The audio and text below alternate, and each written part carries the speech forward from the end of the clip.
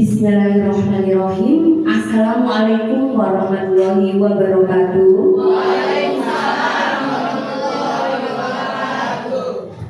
Assalatu wassalamu ala asrofil anbiya'i wal mursalin wa ala alihi wa sahbihi rasulillahi ajma'in, amma ba'du. Yang terhormat Ibu Kepala SD Negeri 3 Sumberjo, Ibu Lismarita, serta yang saya hormati Bapak Ibu Guru beserta staf SD Negeri 3 Sumberjo. Pertama-tama marilah kita panjatkan puji syukur kehadirat Allah Subhanahu wa taala karena berkat limpahan rahmat dan hidayahnya lah pada pagi hari ini kita dapat berkumpul di ruangan ini dalam acara aksi nyata diseminasi budaya positif di SD Negeri 3 Sumberjo yang akan dibawakan oleh saya sendiri, Suyatmi, calon guru penggerak angkatan ke-11 Kota Bandar Lampung. Nah, di sini susunan acara diseminasi budaya positif. Yang pertama yaitu pembukaan, kedua sambutan dari Ibu Kepala Sekolah, yang ketiga materi, yang keempat penutup. Sholawat dan iring salam tak lupa kita sanjungkan kepada Nabi besar kita Muhammad Sallallahu Alaihi Wasallam yang insya Allah kita nantikan syafaatnya di hari akhir nanti. Amin ya robbal alamin. Bapak Ibu, pertama-tama saya ucapkan terima kasih. Terima kasih yang sebesar-besarnya terkhusus untuk Ibu Kepala Sekolah yang sudah memberikan waktu, motivasi, kemudian tempat ya kepada saya sehingga saya dapat melaksanakan tugas-tugas dari calon guru penggerak ini dengan lancar dan tentunya yang sangat membutuhkan motivasi dari kepala sekolah dan teman-teman. Yang kedua, saya ucapkan terima kasih kepada Bapak Ibu guru, staf. Di sini ada Pak Rian, Pak Aji, yang semuanya juga telah membantu jalannya acara ini dan semua rangkaian di pendidikan guru penggerak. Nah, pada hari ini Bapak Ibu, saya akan mengadakan diseminasi tentang budaya positif, yaitu salah satu tugas dari guru penggerak, di mana di sini yaitu modul 1, tepatnya modul 1.4. Nah, jadi nanti saya akan menyampaikan materi-materi tentang budaya positif.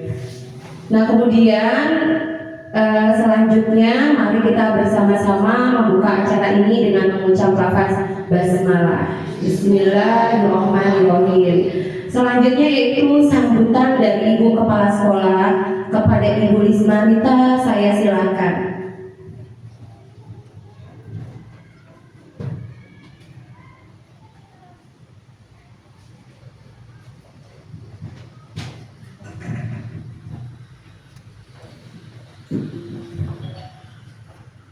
Baik, terima kasih kepada Ibu Suyatmi. Assalamualaikum, bismillahirrahmanirrahim. Assalamualaikum warahmatullahi wabarakatuh. Waalaikumsalam warahmatullahi wabarakatuh. Tapi pun, Ya pun. yang saya hormati Bapak Ibu guru SD Negeri 3 Sumberjo Miling, sekaligus saya banggakan. Alhamdulillah pada hari ini kita dapat berkumpul di ruangan kita SD 3 Sumberjo Miling dalam sosialisasi aksi nyata diseminasi budaya positif di SD Negeri 3 Sumberjo Miling oleh salah satu guru terbaik kita, ya salah satu guru terbaik kita yang bernama Bu Suyatmi SPD. Acara ini Ibu sangat mendukung sekali hal seperti ini. Ini adalah salah satu program pemerintah untuk seluruh di Indonesia. Nah, jadi salah satu program pemerintah untuk seluruh guru yang ada di Indonesia. Bapak Ibu semua, guru ini adalah baru calon guru penggerak. Di sekolah kita ada beberapa guru penggerak yang sudah lulus. Ini adalah kegiatan calon guru penggerak. Kegiatan seperti ini Ibu harapkan akan berlanjut bagi guru-guru yang belum mengikuti guru penggerak. Tetapi bagi guru yang sudah mengikuti guru penggerak atau guru yang belum, kegiatan ini adalah Ibu harapkan dapat membawa perubahan, kebaikan untuk dunia pendidikan, khususnya bagi sekolah kita, ya, umumnya bagi masyarakat luas.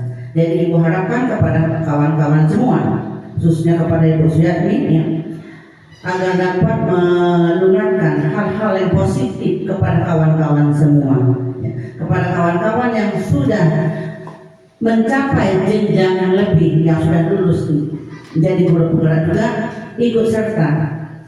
ikut serta bersinergi kepada Bu Yatmi dan kawan-kawannya. Dan bagi kawan-kawan yang belum, mari bersama-sama mencalonkan diri untuk mendaftar menjadi guru penggerak, ya, karena ini memang salah satu program pemerintah yang terbaik untuk kita, ya, apa gunanya, ya, untuk membawa perubahan agar dunia pendidikan ini lebih baik. Nah, jadi kegiatan ini kalau pemerintah sudah mengajak perubahan lebih baik, Ibu harapkan ya kita jangan diam di tempat, ya.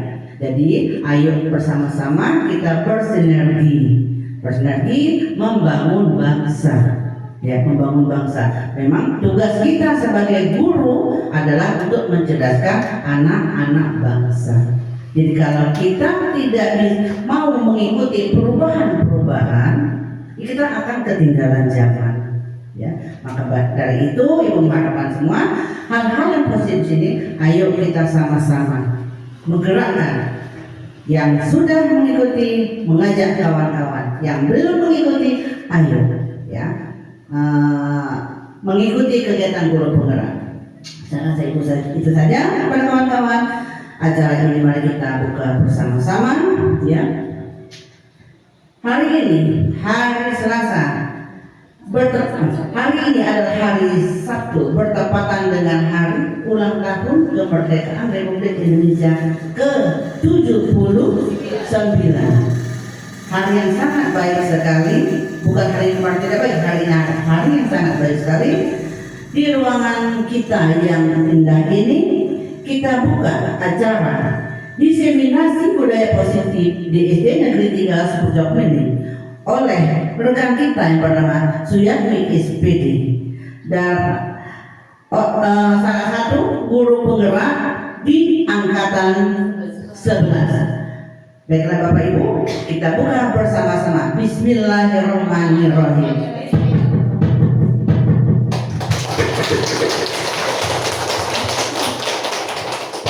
Kepada kawan-kawan semua, Ibu titip pesan khususnya kepada Ibu Suyatmi, tetap semangat dan jaga kesehatan. Semoga lulus dengan nilai yang paling baik. Ya. Ibu akhiri wabillahi taufiq wal hidayah. Wassalamualaikum warahmatullahi wabarakatuh. Waalaikumsalam warahmatullahi wabarakatuh.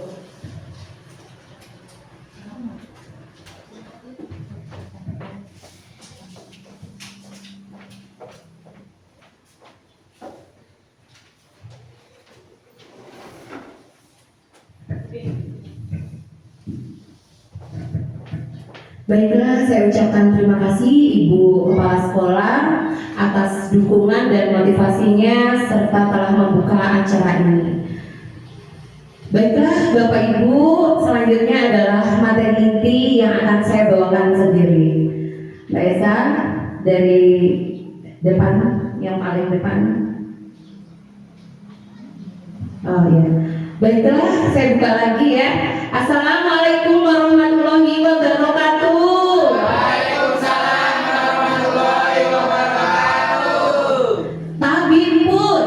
Ya pun. Tepuk semangat. Semangat.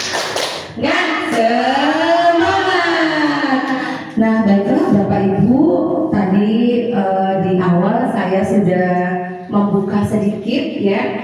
Saya ulangi lagi, pertama-tama saya ucapkan banyak sekali terima kasih ya Bapak Ibu atas kesediaannya, atas waktunya sehingga Bapak Ibu dapat menyempatkan hadir di sini guna mengikuti acara dari saya, yaitu salah satu pemenuhan tugas dari calon guru penggerak angkatan ke-11, yaitu next Mbak Esa, aksi nyata diseminasi budaya positif, ya. Nah, Bapak Ibu, next Mbak Esa. Tadi kan kita sudah bersama-sama ya, mungkin panas, capek, karena kebetulan tadi pagi kita melaksanakan upacara HUT ke-79 Republik Indonesia tahun 2024. Mari Bapak Ibu sejenak kita ice breaking dulu. Yuk kita berdiri dulu Bapak Ibu. Berdiri dulu. Kemudian cari pasangannya ya, sudah berpasang-pasangan. Bu Esta gak ada pasangannya, ngadep ke saya aja. Jadi nanti ada 2 ice breaking ya. Yang pertama, kan pasti tadi udah capek, panas, karena beda ya. Kalau kita upacara itu, kenapa anak-anak juga kalau upacara itu banyak yang apa namanya lemes, pingsan gitu ya, karena mungkin posisinya tegang gitu ya. Tadi kan sudah tegak. Nah sekarang Bapak Ibu berhadapan-hadapan, pandang muka temannya, kemudian silahkan ketawa selama 30 detik. Dipandang temennya, dipandang Bapak Ibu, dipandang temennya yang deket, jangan jauh-jauhan. Kemudian ketawa. Kenapa Bapak Ibu? Karena ketawa ini adalah, kalau di Islam itu sendiri, ketawa adalah bagian dari ibadah. Kemudian kalau menurut dokter, ketawa juga dapat membuat kita lebih awet muda, karena otot-otot di dalam muka itu tertarik gitu ya. Ayo, sudah ada 30 detik belum Bapak Ibu, coba diperhatikan lagi muka temennya. Ada yang lain enggak? Siapa tahu mungkin kamu ada semutnya gitu. Nah, sudah bisa ketawa belum Bapak Ibu? Sudah. Oke, terima kasih. Jangan duduk dulu. Ada ice breaking yang kedua. Jadi ice breaking yang kedua adalah ice breaking panjang pendek. Tetapi di sini adalah kebalikannya atau lawannya. Jadi kalau saya bicara panjang, itu kan panjang kan gini, pendek gini. Tapi nanti kebalikannya. Kalau saya bilang panjang, Bapak Ibu memperagakannya pendek. Kalau saya bilang pendek, berarti panjang. Nah, nanti Bu Esa mungkin yang bisa membantu ya. Ada nggak temen dari ngadep ke sini, berarti ngadepnya ke sini. Ada nggak yang salah memperagakannya? Kita ini dulu, kita coba dulu sekarang. Panjang. Hah? Tapi nggak lucu Bu Murti. Kalau nanti kan gini nunggu panjang gitu, kalau kayak gini nggak kelihatan. Jadi agak jalan sama temannya. Nanti supaya nggak panjang yang gini aja, nggak gini. Gini aja, panjang segini. Batas ini kita panjang, pendek. Oke, langsung aja ya, nggak usah pakai latihan ya. Nah, ikutin abah-abah. Ingat kebalikannya. Kalau panjang berarti pendek, kalau pendek berarti panjang. Pendek, panjang, pendek.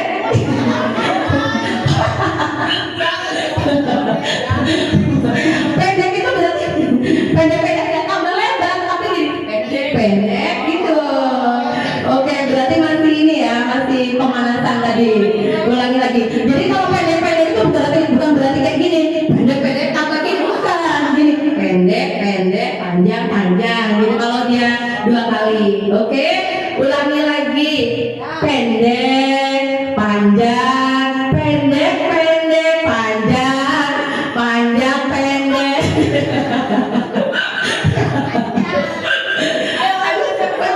Siapa yang salah lagi? Pendek, panjang, pendek. Udah ini tadi nggak fokus. Oke, terima kasih Bapak Ibu semuanya. Nah, kan sudah bisa tertawa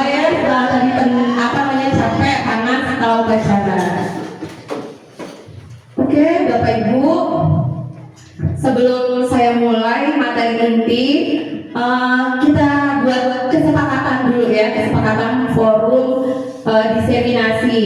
Saya berikan pemantik yang pertama, misalnya saling menghormati dan menghargai. Jadi begini, saling menghormati dan menghargai itu jika nanti ada rekan yang akan bertanya atau menjawab atau sedang berbicara, kita hormati dengan cara menyimak atau mendengarkannya. Nah, kira-kira 2 poin yang lainnya apa nih Bapak Ibu? Poin yang kedua, kesepakatannya kita mau buat apa?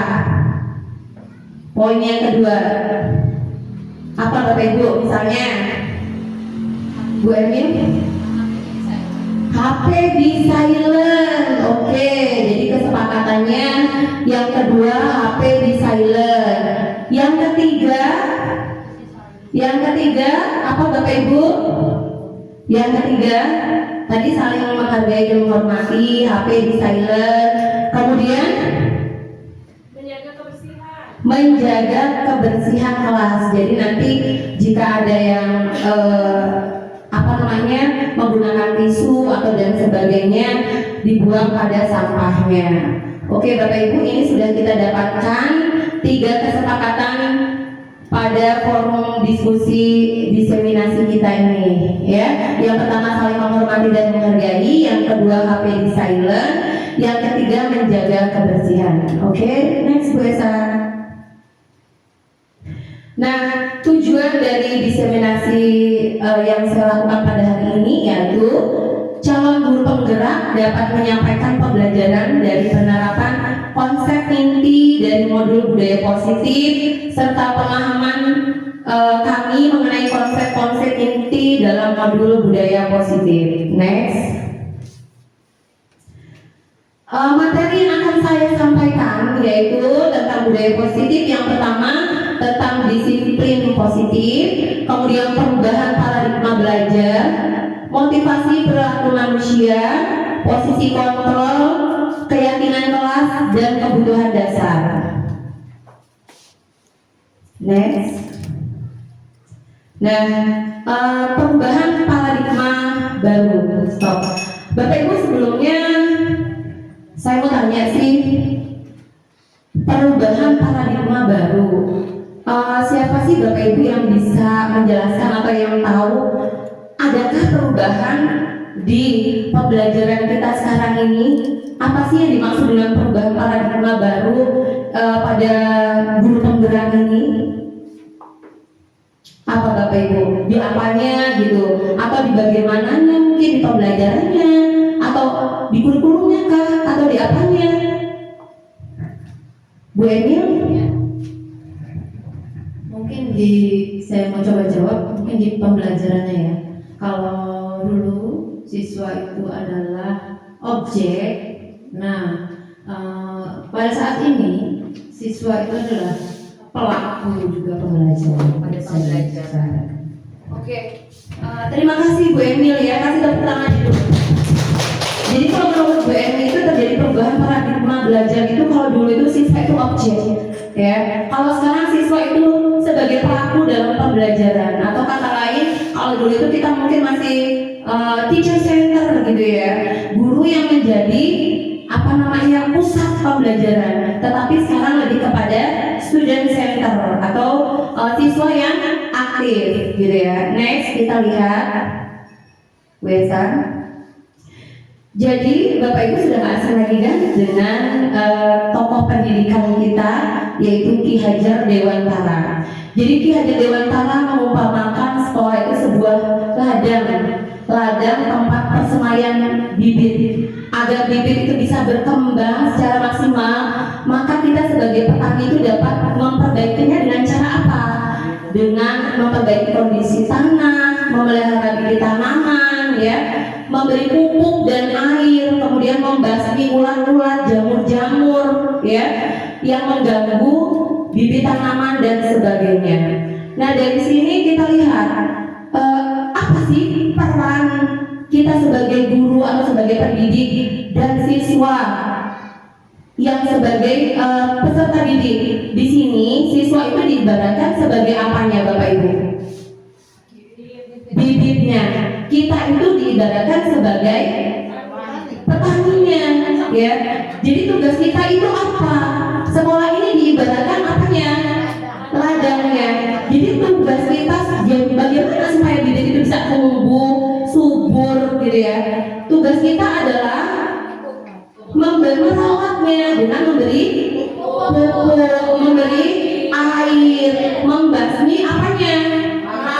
Hamanya, jamur-jamur yang mengganggu, gitu ya. Nah, jadi dari sini apa sih tugas kita sebagai pendidik? Nah, tugas kita adalah apa, Bapak Ibu? Kita hanya menuntun itu membimbing, mengarahkan, gitu ya. Kemudian apalagi memberikan motivasi terhadap peserta didik, gitu ya. Dituntun anak itu, dituntun sesuai dengan kodratnya, yaitu kodrat anak itu menurut Ki Hajar Dewantara yaitu kodrat zaman dan kodrat alam, begitu ya. Kita sebagai pendidik, ya, apa? Menginginkan karakter murid itu tumbuh dengan baik sesuai dengan profil pelajar Pancasila, ya. Bapak Ibu masih ingat ada berapa profil pelajar Pancasila? Ada 6, ya. Bisa kita nyanyikan bersama-sama? Yuk, 1, 2, 3. Profil pelajar Pancasila. Beriman dan bertakwa pada Tuhan yang esa dan berakhlak mulia, berkebinekaan global, gotong royong mandiri, kreatif dan benar kritis. Oke, terima kasih. Jadi apa tadi baru itu ya. Jadi kita menuntun sebagai guru itu kita menuntun, yaitu mengarahkan, membimbing, memotivasi peserta didik, ya, sesuai bakat dan minatnya, sesuai kodrat peserta didik menurut kodrat zaman dan kodrat alam, sesuai dengan profil pelajar Pancasila. Next, Bu Esa. Nah, kemudian bagaimana sih supaya kita itu sebagai guru dapat memaksimalkan, ya, mengimplementasikan profil pelajar Pancasila itu, gitu ya, supaya karakter dari profil pelajar Pancasila itu bisa diimplementasikan. Maka tugas kita adalah membangun budaya positif yang berpihak pada peserta didik, kemudian membangun keyakinan atau visi sekolah yang menumbuhkan dan mengembangkan budaya positif. Nah, dalam mewujudkan budaya positif perlu adanya disiplin positif. Nah, di sini saya akan membahas tentang apa?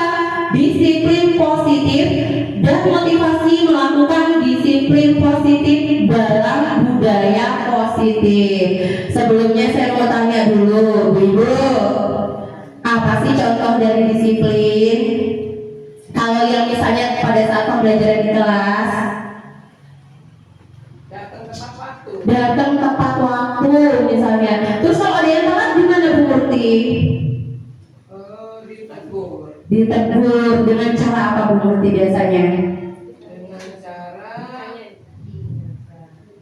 Dengan cara apa, Bu Murti? Tentunya Ya diingatkan. Tapi semata-mata kita nggak usah menghukum, ya, Bu, ya? Enggak. Oke, mari kita lihat ya, apa sih itu disiplin positif. Nah, ya, Bu Esa, sebelumnya Bapak Ibu baru dengar apa sudah ini tadi yang profil pelajar Pancasilanya, ya? Ada 6 dimensi profil pelajar Pancasila. Dari sini kita akan mengimplement dari apa untuk menumbuhkan karakter sesuai profil pelajar Pancasila. Salah satunya adalah dengan menumbuhkan disiplin positif. Next, Bu Esa. Bapak Ibu, apakah sudah ada yang pernah dengar atau tahu apa sih itu disiplin positif? Bu Esa?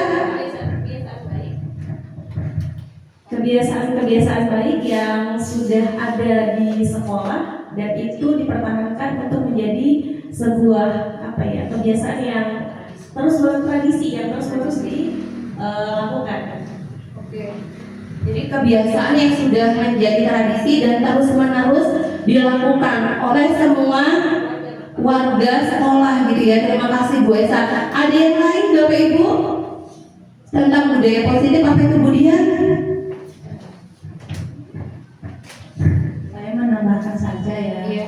Di sini disiplin positif itu kan dari kebiasaan yang sudah biasa dilakukan.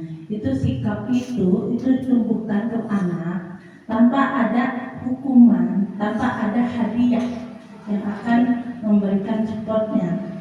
Jadi emang pada dasar anak itu dasar keinginan dia sendiri. Memang dia ingin membentuk rasa disiplinnya. Rasa disiplinnya. Baik, terima kasih Bu Dian. Jadi Bu Dian menambahkan dari Bu Esa tadi, ini sudah kebiasaan ya, kebiasaan yang ada, tapi anak itu melakukan tanpa adanya hukuman, tanpa adanya mengharapkan imbalan, tapi tumbuh dari hati, dari diri anak itu sendiri ya Bu Dian ya, Masya Allah sudah dikuatkan sama Bu Dian. Bapak Ibu mari kita lihat bersama-sama next Bu Esa. Nah, disiplin ya banyak dimaknai suatu yang dilakukan pada orang lain untuk mendapatkan kepatuhan atau memiliki kecenderungan ketidaknyamanan ya, serta sering dihubungkan dengan tata tertib yang berkaitan dengan sanksi dan hukuman bagi yang melanggar. Misalnya kita sendiri ya Bapak Ibu ya, kan kita memang terutama yang ibu-ibu di rumah, kewajiban kita masuk pukul 7.07.15. Jadi kadang kita udah pukul-pukul kadang terbersih. Aduh nanti kalau apalagi aku pikir kalau telat nggak enak nih sama ibu kepala sekolah. Ya nggak ibu-ibu? Iya. Gitu kan? Nggak enak mungkin ditegur nih pasti. Apalagi kelihatan nggak piket ini gitu ya. Kemudian aduh kalau aku telat nanti nggak enak, murid-murid sudah baris masuk kelas. Gitu ya ibu-ibu ya. Berarti kalau begitu itu sudah ada dorongan dari hati belum? Sudah ada belum? Tapi tadi karena ini kan karena kita berangkat buru-buru tapi masih ngedumel ya. Nanti kalau telat ini di apa sih namanya tegur kepala sekolah. Nah itu gimana tuh? Apakah sudah ada dari dorongan dari dalam hati? Belum. Berarti itu karena apa? Karena apa? Karena takut ya, karena aturan gitu ya, belum tumbuh dari hati. Kalau tumbuh dari hati pasti kita gini ya, udah dari subuh udah mempersiapkan, ini udah tanggung jawab saya memang begini ya, gitu kan ya Bapak Ibu ya. Nah itu ya. Nah jadi di sini menurut Ki Hajar Dewantara menyatakan bahwa untuk mewujudkan murid yang merdeka, murid harus memiliki disiplin yang kuat yang berasal dari dirinya ataupun berasal dari luar. Nanti kita bahas yang berasal dari luar itu bagaimana, yang berasal dari dalam itu bagaimana. Nah di sini menurut Bosen dalam bukunya ya tahun 2001 menyatakan bahwa arti asli dari kata disiplin ya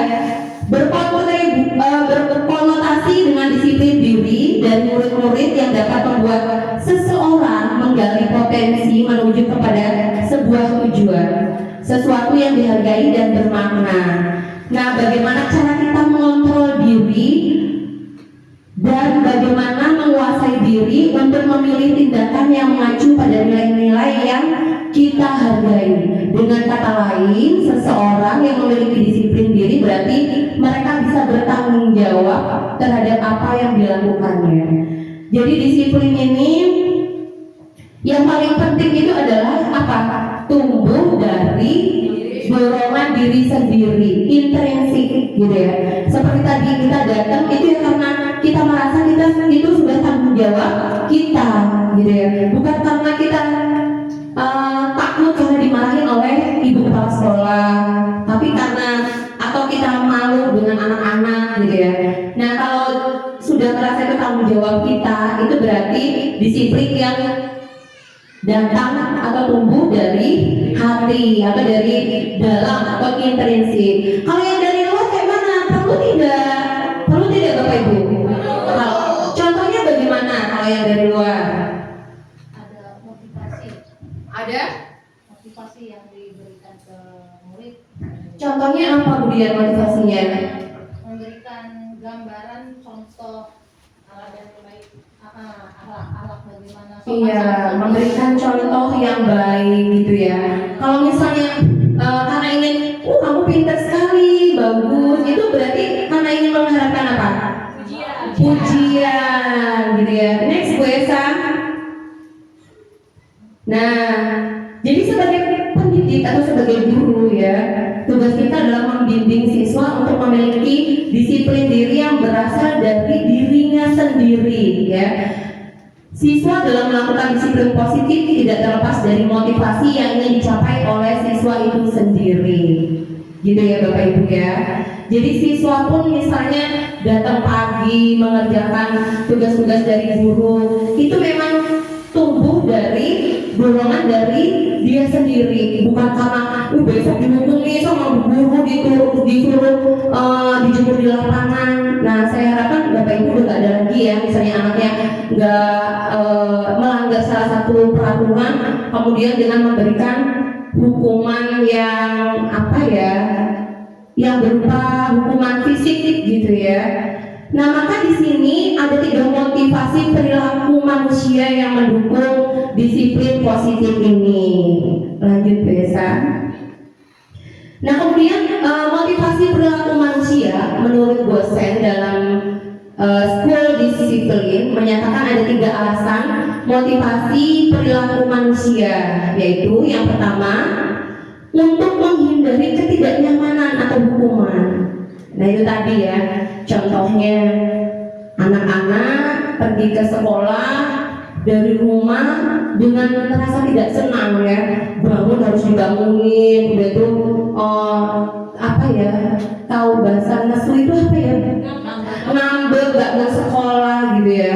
Kenapa? Aku ngantuk gitu, capek aku sekolah gitu ya. Cepetan, nanti terlambat. Kata orang tuanya, cepat berangkat, nanti terlambat kamu dihukum. Nah, berarti ini apa? Tidak adanya rasa nyaman ya. Dia terpaksa berangkat sekolah karena takut akan hukuman misalnya. Yang kedua, untuk mendapatkan imbalan atau penghargaan dari orang lain ya. Misalnya nih anak-anak apa ya Bu contohnya, kalau yang kedua ini dia melakukan sesuatu tapi ingin mendapatkan imbalan atau penghargaan dari orang lain. Nah betul, misalnya gini, ngadu ke gurunya, guru apa? Tadi aku udah nolong dia Bu, tapi dia gak ngucapin terima kasih, gitu ya. Berarti itu contoh. Kan biasanya ada ya anak-anak kayak gitu ya. Bu, tapi itu aku pinjaman pensil, tapi dia malah ini loh Bu, malah ngata-ngatain aku nggak diucapin terima kasih, nggak dibilangin kamu baik gitu lah Bu. Nah berarti anak itu melakukan sesuatu karena ingin mendapatkan imbalan, walaupun itu imbalan bukan berupa uang, hadiah, tapi imbalan berupa apa? Ucapan pujian. Nah yang ketiga ya, untuk menjadi orang yang mereka inginkan dan menghargai diri sendiri dengan nilai-nilai yang mereka percaya. Bapak Ibu, dari ketiga poin pada motivasi perilaku manusia menurut dosen, kira-kira 3 alasan motivasi perilaku manusia yang tepat untuk peserta didik dan untuk kita sebagai pendidik yang nomor berapa ini Ibu-ibu dari ketiga poin itu yang tepat dari poin untuk menghindari ketidaknyamanan atau hukuman, karena mendapatkan imbalan atau penghargaan. Kemudian yang ketiga, untuk menjadi orang yang mereka inginkan dan menghargai diri sendiri dengan nilai-nilai yang mereka percaya. Yang nomor berapa Bapak Ibu? Iya, tepat sekali. Jadi yang nomor 3 ya, untuk menjadi orang yang mereka inginkan dan menghargai diri sendiri dengan nilai-nilai yang mereka percaya. Next Bu Esa. Jadi kita belum biasa yang tadi ya. Kita itu melakukan disiplin, ya. Itu bukan karena hukuman, bukan karena imbalan, tapi karena datang dari dorongan diri sendiri. Untuk apa, ya? Untuk apa? Untuk menghargai diri sendiri dengan nilai-nilai yang dipercaya. Misalnya anak berangkat pagi itu tadi sudah bangun pagi sendiri, sudah mandi, sudah berangkat sebelum jam masuk, gitu ya. Kemudian dia melakukan itu bukan karena dia takut hukuman, bukan karena takut bukan mengharapkan imbalan atau pujian, tapi dia sadar bahwa itu adalah kewajiban dia sebagai peserta didik, gitu ya. Kewajiban dia sebagai peserta didik, yaitu diantaranya datang tepat waktu, gitu ya Bapak Ibu ya. Nah, ini adalah motivasi perilaku manusia yang mendukung disiplin positif, gitu. Gimana Bapak Ibu kira-kira kalau di kelasnya ada masalah enggak? Ada enggak anak-anak yang belum melaksanakan disiplin positif ini? Contohnya apa? Nah, Budian tidak mengerjakan PR. Sering ya Budian ya? Sering. Tapi sudah dibuat keyakinan kelas di kelas Budian? Sudah, gitu ya. Terus apa lagi Bapak Ibu? Nah, nggak pikir. Nah, ini mana masalah benar. Setiap hari itu pasti ada yang lapor ya. Bu, Jian nggak pikir Bu. Bu, ini tadi dari datang sudah telat. Apalagi ibu-ibu nggak ngerjain PR, nggak pikir. Apa? Nggak bawa buku. Mau nulis bahasa Inggris yang dibawa buku agama ya, Miss Nova ya. Iya. Terus apa lagi Bapak Ibu? Pasti banyak loh masalah. Apa? Belum bisa nulis. Mengerjakan tugasnya tidak selesai. Itu kalau di kelas tinggi problemnya ada nggak? Masalah-masalah yang berkaitan dengan disiplin. Hampir sama, nggak pikir, tidak mengerjakan tugas ya, PR, kemudian datang terlambat gitu. Nah Bapak Ibu saya tanya, ketika anak-anak melakukan hal-hal demikian gitu ya, langkah apa yang Bapak Ibu tempuh? Apa? Tentunya ditanya ya, dipanggil. Sudahkah Bapak Ibu kaitkan antara antara apa yang sudah dilakukan anak-anak itu dengan keyakinan kelas yang sudah disepakati bersama? Sudah. Bapak Ibu saya tanya, di kelas Bapak Ibu ya, pada saat awal masuk tahun pelajaran ya, kita ada 3 hari MTLS, semuanya sudah membuat keyakinan kelas Bapak Ibu? Sudah. Nah, dikaitkan nggak Bapak Ibu? Ketika misalnya nih tadi Budian ada anak yang tidak mengerjakan PR, kemudian ketika menegur anak itu dikaitkan nggak dengan keyakinan kelas yang sudah dibuat bersama? Dikaitkan ya. Pasti ditanya gimana Budian? Ditanya dulu alasannya apa. Terus dikaitkan ya dengan keyakinan kelasnya. Iya kan, sesuai dengan apa yang disepakati. Ya, dia harus sesuai dengan atau yang harus dia lakukan apa yang kita sudah sepakati gitu. Iya.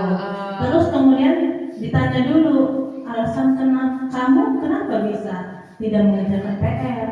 Apa mungkin dia bisa lalai itu karena tiduran? Iya, jadi harus tahu dulu ya latar belakangnya. Atau bisa jadi dia itu tidak masuk kemarinnya gitu ya. Iya, Terus dia nggak mencoba menanya atau mencari tahu apa yang akan harus dikerjakan. Iya.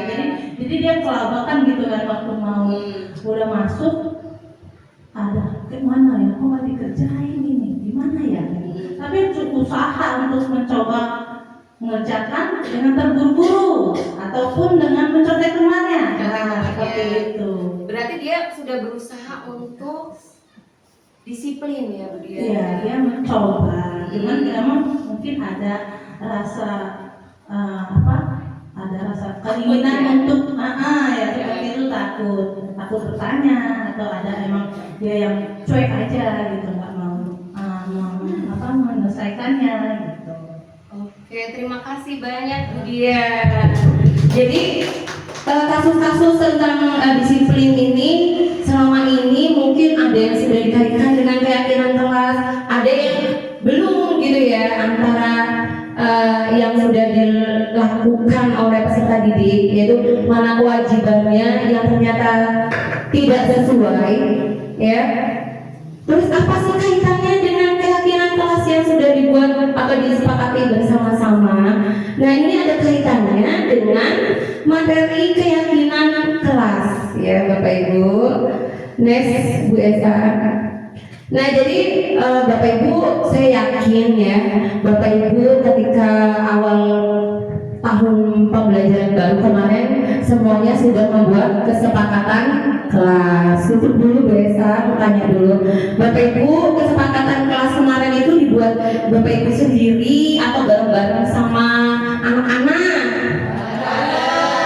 Bareng-bareng sama anak-anak. Terus saya tanya, apakah keyakinan kelas yang sudah ada di kelas itu semuanya sudah dilaksanakan oleh anak-anak dan gurunya? Gurunya harus yang terus Betul sekali Bu Esa, harus terus-menerus diingatkan ya itu ya, kaitannya dengan kita sebagai penuntun tadi. Beda ya Bu, nuntun itu kayak gini, kita harus hati-hati gitu ya. Jangan misalnya ini depannya ada lubang, kita biarin aja, kita seret ya, namanya menuntun.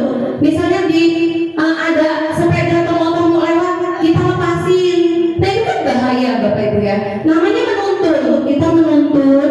Jadi kalau ada lubang, kita ajak minggir ya. Kalau ada motor, mobil yang kira-kira bahaya, kita selamatkan gitu ya. Ya Bapak Ibu ya, berarti harus selalu diingatkan.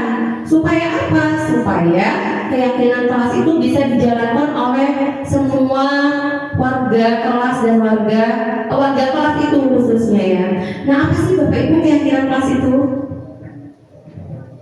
Apa sih yang dimaksud dengan keyakinan kelas? Apa Bapak Ibu? Siapa yang tahu apa sih itu keyakinan kelas? Kesepakatan yang sudah dibicarakan bersama di dalam kelas untuk menjaga ketertiban di kelas. Masya Allah, terima kasih Bu Emil. Jadi kesepakatan yang sudah dibicarakan bersama untuk menjaga ketertiban kelas. Salah satu contohnya apa Bu Emil? Keyakinan kelas yang sudah dibuat di kelas Bu Emil. Menjaga kebersihan lingkungan kelas. Menjaga kebersihan lingkungan kelas. Oke. Next Bu Esa. Nah, jadi apa sih itu keyakinan kelas ya? Jadi setiap tindakan atau perilaku yang kita lakukan di dalam kelas dapat menentukan terciptanya sebuah lingkungan positif. Perilaku warga kelas tersebut menjadi sebuah kebiasaan yang akhirnya membentuk sebuah budaya positif. Nah, dalam mewujudkan perilaku warga sekolah yang memiliki budaya positif, hal pertama yang perlu dicatatkan dan disepakati adalah membuat keyakinan kelas atau prinsip-prinsip dasar bersama di antara para warga kelas untuk mendapatkan nilai-nilai kebajikan yang disepakati bersama. Ya betul yang disampaikan Bu Emil tadi, yaitu kesepakatan bersama di kelas yang nantinya menjadi apa Bu Emil? Kebiasaan di kelas itu. Next Bu Esa. Nah, mengapa sih kok keyakinan kelas, kok bukan kesepakatan kelas gitu ya? Mengapa bukan peraturan kelas saja gitu ya? Tapi kok keyakinan kelas ya? Jadi jawabnya adalah suatu keyakinan akan lebih memotivasi seseorang dari dalam. Itu tadi ya, dari dorongan dari dalam atau dari intrinsik. atau memotivasi secara intrinsik gitu ya.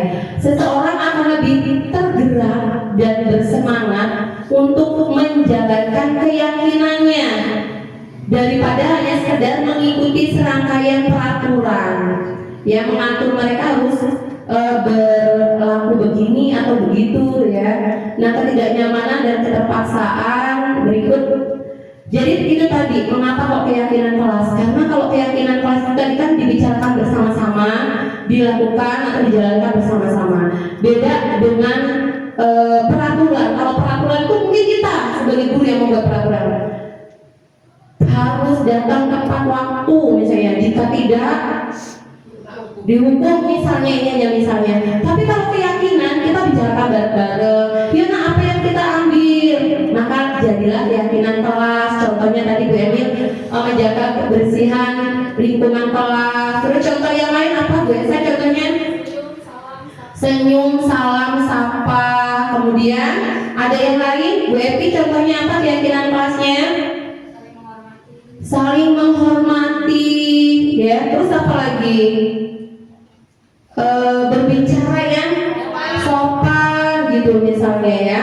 Nah, jika Bapak Ibu ada anak-anak yang melanggar misalnya dari keyakinan kelas, maka kita sebagai pendidik atau guru, nah bisa menyelesaikan masalah itu dengan cara mengaitkannya dengan keyakinan kelas yang sudah disepakati bersama, gitu ya. Terus apa caranya? Caranya yaitu dengan apa? Segitiga restitusi. Bagaimana langkah-langkahnya? Bagaimana cara mengaitkannya antara kesalahan yang sudah dibuat oleh peserta didik dengan segitiga restitusi, dengan mengaitkannya dengan keyakinan kelas yang ada. Terus bagaimana ya supaya kita itu bukan sebagai penghukum, bukan sebagai pembuat merasa bersalah gitu ya. Nah, mari Bapak Ibu kita lihat besok. Di depan saya sudah ada sebuah studi kasus gitu ya. Bapak Ibu di sini saya akan bacakan ya, atau saya minta tolong Bu Amah untuk membacakannya. Ibu Ambar, guru wali kelas 2A di SD Pelita Hati, sedang bingung menghadapi ulah salah satu murid di kelasnya, Doni.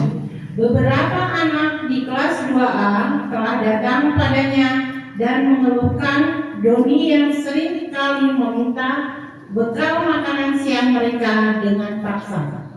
Jika Anda menghadapi situasi seperti Bu Ambar, apa yang akan Anda lakukan? Menurut Anda, kira-kira apa alasan Doni melakukan hal itu? Coba Bapak Ibu, ini ada kejadian, ada Doni anak kelas 2 sering minta bekal pada temannya. Kira-kira kalau Bapak Ibu berada di posisi Bu Ambar, apa yang akan Bapak Ibu lakukan? Apa Bapak Ibu? Dipanggil. Apa? Dipanggil saja. Ditanya. Iya, mengapa Doni melakukan hal itu, begitu ya? Nah, kalau kita tidak menanya, kita tidak tahu ya apa alasan Doni. Emaknya malas masak. Nah, itu kemungkinan pertama. Ibunya malas masak. Adakah kemungkinan yang lain?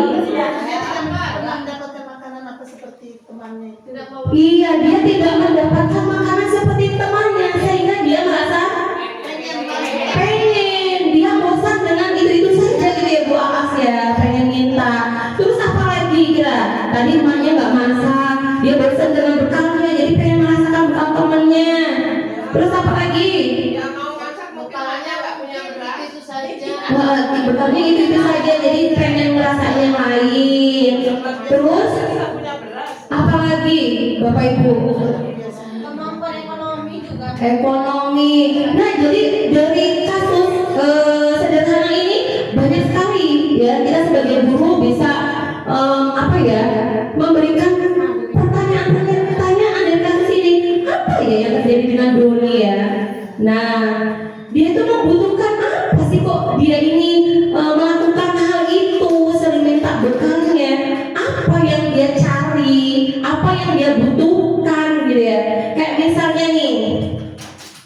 Ibu. Ada, oh kita lagi istirahat nih Bapak Ibu, baru aja, apalagi di kelas 1 ya, baru aja duduk. Kalau di kelas 1 istirahatnya nggak keluar kan Bu ya, baru Bu gurunya mau minum, ada yang nangis ya Bu ya. Bu, kenapa? Ini Bu, pensil saya patah. Nah itu kira-kira kebutuhan apa ya Bu ya? Kenapa ya kalau dia berbuat begitu nangis? Dia pengen diapakan? Pengen diapa? Diperhatikan gitu ya. Jadi itu apa? Iya. Terus misalnya ada yang gini, anak yang sering jalan, ada nggak Bu? Yang kinestetik jalan, tahu-tahu, ini Bu, aku ini diganggu gitu. Nah dia butuh apa itu? Butuh perhatian juga ya. Nah jadi Bapak Ibu, bukan kita aja dulu ya, kita juga butuh ya Bu ya. Kalian capek, butuh apa Bapak Ibu? Butuh istirahat. Anak-anak juga membutuhkan beberapa kebutuhan dasar ya. Next Bu Esa. Nah ini ada 5 kebutuhan dasar manusia ya, yang kita bahas ini tentunya bukan kebutuhan Bapak Ibu di rumah ya, yang 9 bahan pokok bukan ya. Ini adalah 5 kebutuhan dasar tentunya dalam kaca pendidikan untuk peserta didik dan guru ya. Di sini ada kebutuhan bertahan hidup, ada kebutuhan kasih sayang, kebutuhan penguasaan, kebebasan dan kesenangan. Bapak Ibu, kalau Doni tadi kira-kira masuk ke yang mana? Yang apa? Kasih sayang. Dia pengen diperhatikan ya, dengan cara apa? Iya, bekalnya itu di beda dari itu aja gitu. Terus apa lagi? Kesenangannya dengan apa Bu Esa? Iya, dengan meminta menu yang berbeda. Dia kayaknya puas kalau temannya udah ada yang nangis gitu ya. Kesenangan. Terus apa lagi? Ada nggak kebebasan di situ? Penguasaan. Dengan bagaimana Bu Emil penguasaannya? Iya betul sekali. Kebutuhan akan penguasaan gitu ya. Kalau bertahan hidupnya tidak ya, karena dia bisa jadi ya kebutuhan untuk bertahan hidup, karena dia bosan dengan bekalnya. Kalau dia nggak dikasih makan gitu ya, nggak dibawakan bekal gitu ya. Nah jadi Bapak Ibu kita harus tahu kebutuhan-kebutuhan yang dibutuhkan oleh peserta didik kita. Misalnya ada yang ngejali temennya sampai nangis, nah berarti itu nggak harus kita bentak marah-marah. Kita harus cari tahu mengapa dia begini. Oh berarti mungkin ada kebutuhan yang tidak dia dapatkan ya. Nah dari kelima kebutuhan dasar ini, next Bapak Ibu, saya mempunyai beberapa kasus. Next biasa, mari Bapak Ibu. Nah Bapak Ibu halo, coba Miss Nova dibacakan yang pertama. Kira-kira ini ada 4 kasus. Kita kaitkan dengan 5 kebutuhan dasar tadi. Kasus 1, 2, 3, 4. Ini kebutuhan yang mana sih? Gitu. Silakan Miss Nova. Untuk nomor 1. Nomor 1, ibu guru bilang, aku tidak boleh bersenandung sewaktu mengerjakan tugas. Katanya kelas harus tenang, tidak ada suara, karena aku nggak seru jadinya. Bapak Ibu kira-kira ini kebutuhan akan apa? Kebutuhan apa? Kesenangan. Jadi ada murid saya yang kadang kita masih menjelaskan diri dia, tapi nggak ketahuan siapa ya tadi. Ada nggak yang begitu? Ini benar terjadi. Dan ada namanya sekarang saya udah tahu. Nah kadang dia pas itu gini lagi. Siapa nak? Enggak Bu, gitu ya. Rupanya dia itu membutuhkan kebutuhan dasar, yaitu apa? Kesenangan. Termasuk ini. Ibu guru bilang aku tidak boleh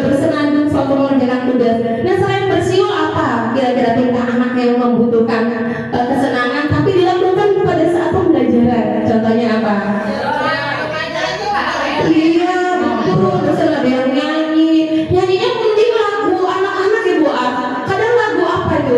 Dangdut atau lagu-lagu TikTok gitu ya. Nah itu kalau Bapak Ibu, kalau kita dalami itu adalah salah satu apa ya? Anak itu ingin mendapatkan salah satu kebutuhannya, yaitu kesenangan. Next, kasus yang kedua silakan siapa? Bu As mungkin. Ibu guru tidak menyapaku hari ini, padahal aku pakai jepit rambut baru. Kira-kira kebutuhan apa itu Bapak Ibu? Kasih sayang. Kasih sayang. Betul sekali. Terutama anak-anak kelas rendah ya, fase A atau kelas 1 2. Oh, dia senang banget ya kalau pagi-pagi dibilang, kalau pas kita sambut murid di gerbang itu ya. Masya Allah, aman banget gitu ya. Cantiknya gitu. Ih, jepitnya bagus ya. Nah, itu apa kebutuhan apa Bapak Ibu? Kebutuhan apa tadi? Kasih sayang gitu ya. Yang ketiga Bapak Ibu siapa? Bu Tri Berniati mungkin. Aku bosan, masa belajarnya cuma gitu-gitu aja, dengerin ibu guru aja. Kira-kira kebutuhan apa ini yang diperlukan oleh anak itu Bu Tri? Coba Esa. Kebebasan ya. Iya, kebebasan. Ya, bebas. Iya. Bosan belajar. Dia bebas, pengen yang dikatakan Bu Emil tadi, peserta didik yang menjadi objeknya, nggak gurunya aja. Mungkin dia pengen merdeka ya, dia pengen bereksperimen, atau dia pengen yang kinestetik, pengen membacakan puisi gitu ya, apa pengen nyanyi dan sebagainya. Kemudian yang keempat, siapa ya? Bu Devi? Aku sebel gambarku tidak rapi, malah ibu guru nunjukin ke teman-temanku di depan kelas. Kira-kira kebutuhan yang mana Bu Devi? Kebebasan. Kebutuhan dasar yang mana nih kira-kira? Menurut Bu Devi kebebasan. Menurut Ibu kebebasan apa? Penguasaan ya, penguasaan. Nah jadi next Bu Esa kita lihat lagi tadi 5 kebutuhan belum? 5 kebutuhan. Nah jadi Bapak Ibu ada 5 kebutuhan dasar manusia ya, yang bertahan hidup itu contohnya ya tadi bekal untuk makan, sandang, pangan, kasih sayang ya. Contohnya itu tadi ya, anak-anak terutama kita usia sekolah dasar gitu ya, ingin mendapatkan perhatian bukan hanya dari rumah, dari orang tua, tapi pun dari guru di sekolah. Penguasaan yang itu tadi ya, contohnya tadi dia Pengakuan dia.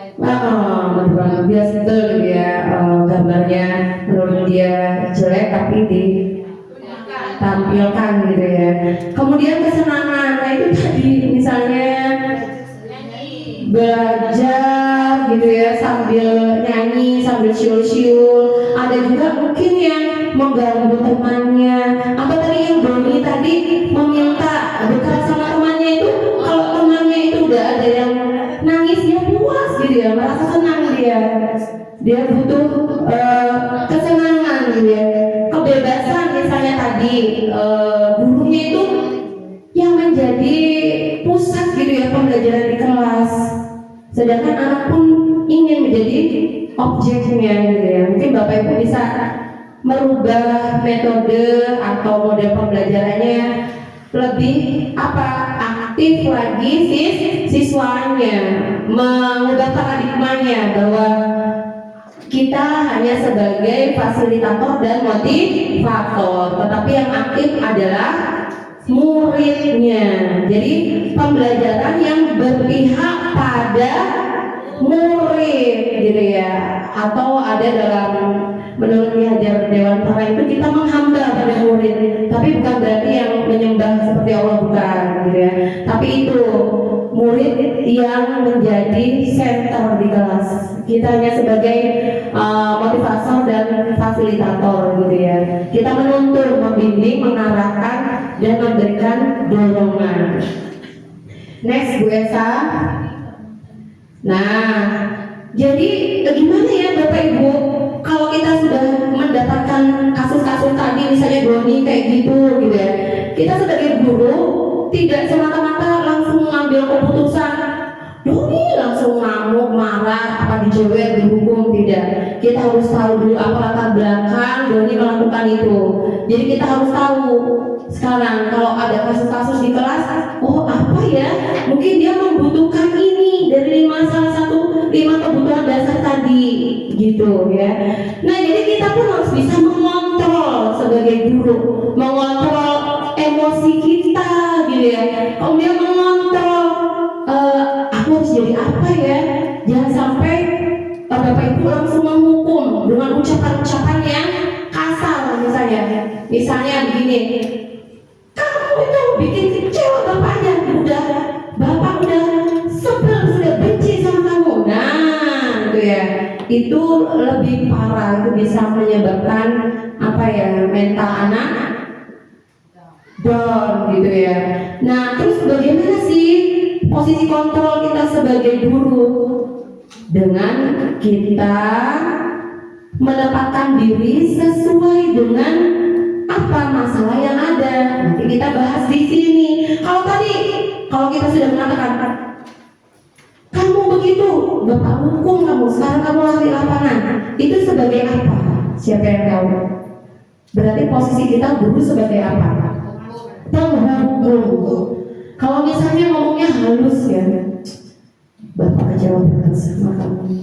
Bapak gak nyangka kamu bisa jadi anak seperti itu. Itu posisi guru sebagai apa? Pembuat rasa bersalah, gitu ya. Nah kemudian sebaiknya posisi kita itu sebagai apa sih Bapak Ibu? Mungkin pernah ikut webinar atau workshop. Jadi sebaiknya guru itu posisi kontrolnya sebagai apa? Sebagai manajer, betul Bu Emi, sebagai manajer, kemudian tadi sebagai teman.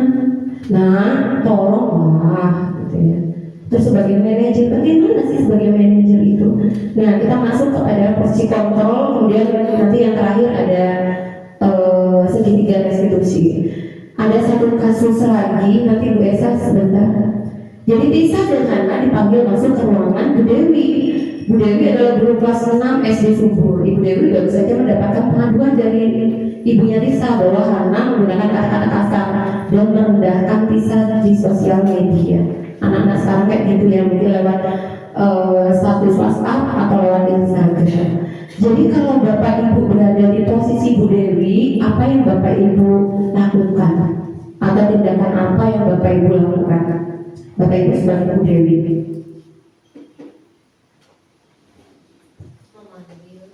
Apa? Memanggil Hana dan Tisa. Kemudian diapakan Bu Emil kalau sudah dipanggil? Ditanya apa masalahnya. Nah itu berarti posisi kita sebagai apa Bu Emil? Sebagai manajer, berarti sebagai manajer. Next Bu Esa. Nah ini Bapak Ibu, 5 posisi kontrol guru ya. Yang pertama sebagai penghukum ya, pembuat rasa salah, teman, pemantau, manajer ya. Tadi bisa kita lihat next Bu Esa contoh. Nah Bapak Ibu ada contoh lagi nih dalam implementasiannya. Misalnya nih ada kalimat begini, saya kecewa sekali dengan kamu. Itu berarti kontrol kita sebagai guru di posisi sebagai apa tadi? Pembuat rasa bersalah, betul sekali. Kemudian kamu tidak pernah benar melakukannya. Sebagai apa? Sebagai apa? Penghukum. Apa? Masih pembuat rasa bersalah ya. Ayolah lakukan demi saya ya. Sebagai apa? Sebagai teman. Apakah kamu mau mendapatkan stiker bintang hari ini? Sebagai apa? Sebagai apa? Coba nih dilihat sebelumnya Bu Esa dilihat lagi ada apa saja. Nah, sebagai yang mana itu tadi? Apakah kamu mau mendapatkan bintang hari ini? Sebagai apa? Sebagai apa? Kata Pak Rian manajer. Sebagai apa? Pembuat rasa bersalah. Kalau pembuat ini pembuat rasa bersalah. Sebagai apa? Sebagai manajer kah? Sebagai pemantau kah? Atau sebagai teman? Dengan pertanyaan yang ke berapa tadi ya? 3 ya? 4. Apakah kamu mau mendapatkan stiker bintang hari ini? Kira-kira itu posisi kontrol dulu sebagai apa Bapak Ibu? Teman, pemantau, atau manajer? Sebagai pemantau. Baik. Kemudian yang selanjutnya berasa pertanyaan pemantik yang terakhir. Bagaimana kamu bisa menyelesaikan? Sebagai apa? Manajer ya. Nah, jadi posisi kontrol kita sebagai guru apa? Nah, ini ya. Itu ada 5 posisi kontrol yang diterapkan seorang guru, orang tua ataupun atasan dalam melakukan kontrol. Kelima posisi kontrol tersebut menurut dosen yaitu satu sebagai pendukung seperti tadi ya. Kalau kamu tolak, sekarang kamu bisa berjemur di lapangan gitu ya, atau bisa membersihkan toilet, itu langsung saat itu diberikan gitu ya penghukum. Pembuat rasa bersalah, Bapak kecewa sekali gitu, kok kamu bisa telat hari ini. Kemudian sebagai teman, ayolah besok jangan telat lagi ya. Tuh, ya, lebih halus ya. Sebagai pemantau seperti pertanyaan pemantik tadi ya. Apa katanya tadi yang pemantau? Yang pertanyaan keempat. Iya, dapat bintang nggak hari ini? Nah, sebagai manajer ini ya, posisi kita yang apa ya, menurut yang paling apa ya? Paling cocok gitu ya, paling pas kita sebagai guru itu sebagai manajer gitu ya. Next Bu Esa, apa sih Bu sebagai manajer itu? Nah, kita lihat di sini ya. Sebagai penghukum itu seseorang penghukum bisa menggunakan hukuman fisik maupun verbal. Verbal tadi dituntut kamu, atau ya disuruh sit up, disuruh push up kalau ada anak membuat kesalahan.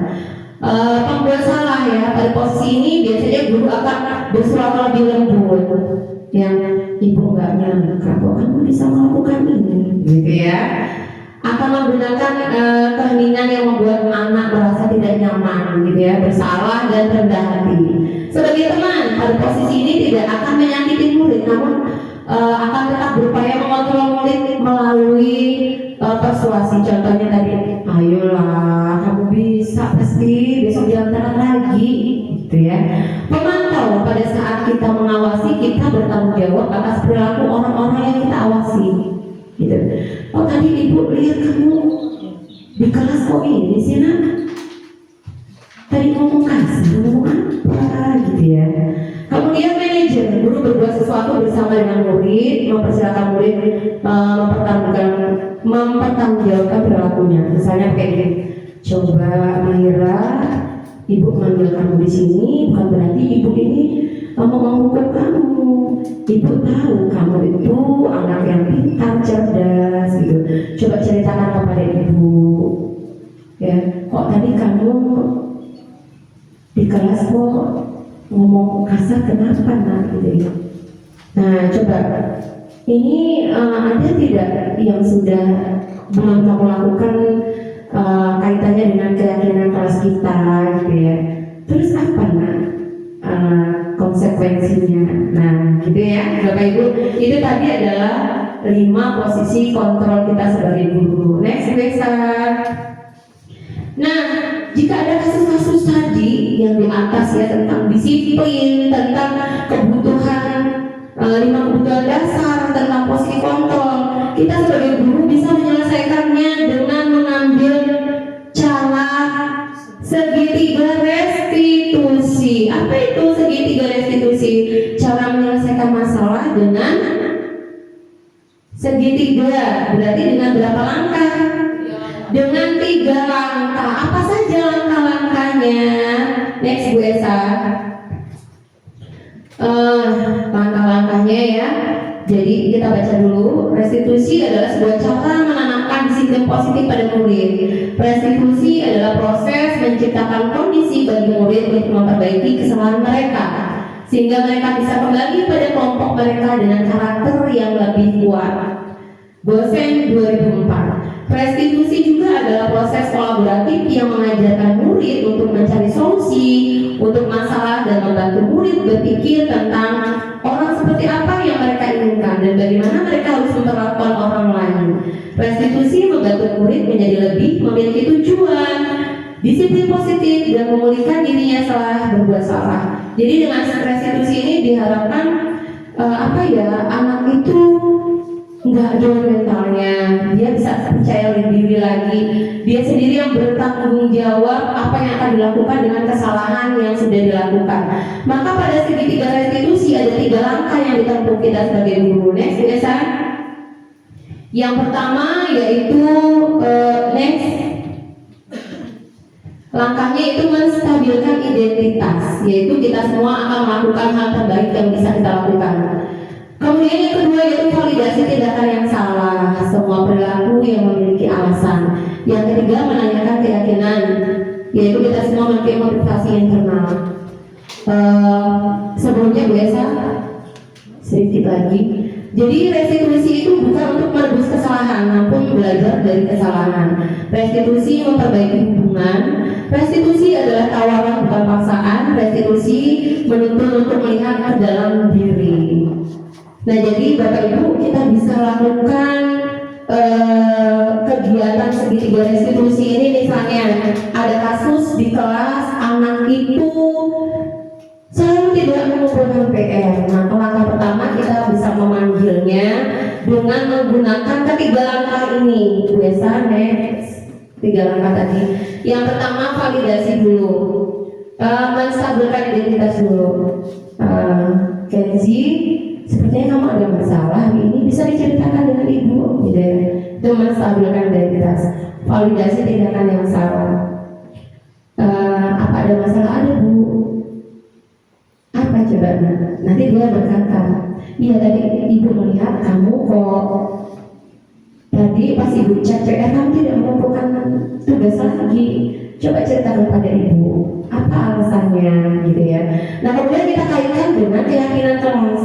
Coba sekarang dia tanya, sudahkah kamu menjalankan keyakinan kelas yang sudah kita sepakati bersama? Biar nanti anak itu merefleksi, sudah belum dia menjalankan? Kalau belum, keyakinan kelas mana yang dia langgar, gitu ya. Terus baru kita tanya, bagaimana kamu mempertanggungjawabkan kesalahan yang sudah dia buat tanpa kita menghukum dia. Jadi dia bertanggung jawab sendiri. Kita tanyakan, apa selanjutnya akan kamu lakukan dengan masalah yang sudah kamu langgar? Saya tidak akan mengulangi lagi ya Bu. Tapi bingung Bu, misalnya saya di rumah itu pulang sekolah ngaji, malam saya ngomong adik misalnya. Maka kita bisa membantu mencarikan solusi. Oh, atau enggak gini aja, sepulang sekolah kamu jangan pulang dulu, gitu ya. Mungkin kamu bisa mengerjakan dulu di perpustakaan. Jadi nanti biar ibu izin sama Pak Haji supaya pulang sekolah kamu di perpustakaan mengerjakan tugas dulu, begitu. Ya. Next lesson terakhir. Nah, Bapak Ibu, itu tadi ke-6 pembahasan dari saya tentang budaya positif, yaitu tadi ada perubahan paradigma, ada disiplin positif, ada motivasi, ada 5 kebutuhan dasar, ada 5 posisi kontrol, yang terakhir ada segitiga restitusi. Sampai di sini Bapak Ibu bisa diterimakan materi dari saya? Ada yang mau ditanyakan Bapak Ibu? Ada yang mau ditanyakan? Cukup? Nah, kalau cukup Bapak Ibu, Semoga kita semua dapat melaksanakan budaya positif dalam kehidupan sehari-hari, baik di sekolah atau di rumah ataupun di masyarakat, demi terwujudnya tujuan pembelajaran yang kita harapkan ya. Mungkin ini saja yang bisa saya sampaikan. Semoga apa yang saya sampaikan bermanfaat bagi Bapak Ibu semua dan bisa diimplementasikan oleh Bapak Ibu di kelasnya ya, baik itu di kelas sendiri ataupun ditularkan kepada teman-teman sejawat yang lain ya. Terima kasih Bapak Ibu atas kesediaan waktunya. Mohon dukungannya terus untuk saya dalam tugas-tugas guru penggerak ini, dan Bapak Ibu semoga bisa tetap berkolaborasi dan bersinergi. Kemudian yang belum mendaftar bisa mendaftar lagi, kita bersama-sama mewujudkan pendidikan nasional yang berpihak kepada peserta didik sesuai dengan profil pelajar Pancasila. Sampai di sini dulu diseminasi dari saya. Apabila ada salah saya mohon maaf, kepada Allah saya mohon ampun. Wabillahi taufiq wal hidayah. Wassalamualaikum warahmatullahi wabarakatuh.